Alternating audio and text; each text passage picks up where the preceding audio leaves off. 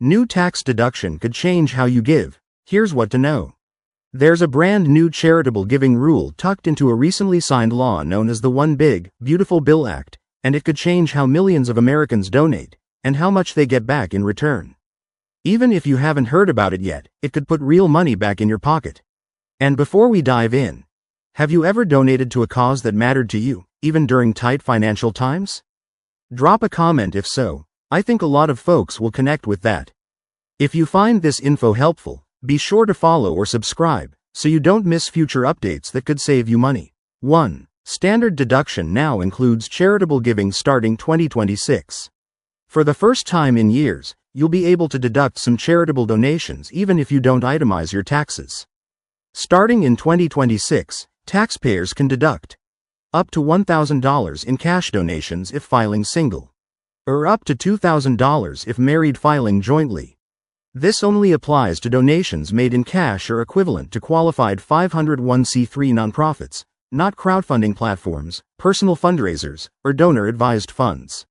This marks a major shift. Since the 2017 tax overhaul, only itemizers could deduct donations.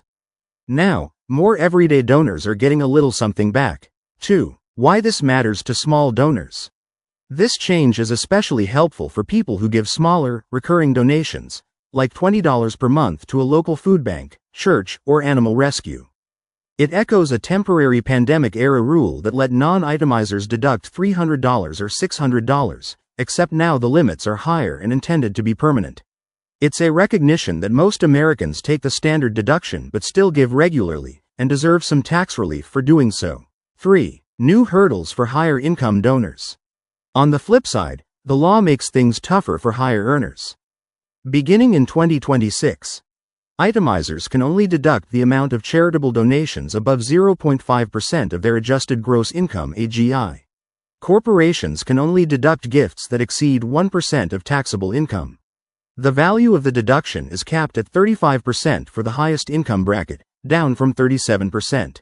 So, for someone earning $100,000, only donations above $500 will count toward a deduction. And large donors will see slightly smaller tax savings, which could impact their giving behavior. 4. Impact on nonprofits. Many charities, especially large institutions like hospitals or universities, rely on major donors. With these new limits, some donors may reduce their contributions, or rethink them altogether.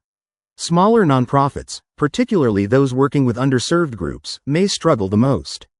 Some leaders are already reporting increased pressure to find new funding as government grants shrink and corporate giving tightens. 5. More people might start itemizing again. Another major part of the bill, the SALT deduction cap, which limits how much you can write off for state and local taxes, has jumped from $10,000 to $40,000. That's a big enough change to push some upper-middle-income households back into itemizing, which could shift how they approach charitable giving. For those in this income range, it may be worth reassessing whether the standard deduction still makes the most financial sense. 6. Strategic giving is more important than ever. This new law encourages broader participation in giving, but economists are already pointing out a potential flaw. These deductions may mostly benefit people who were already donating. In other words, it's rewarding behavior that may not need extra incentives. We saw something similar after the 2017 tax reform.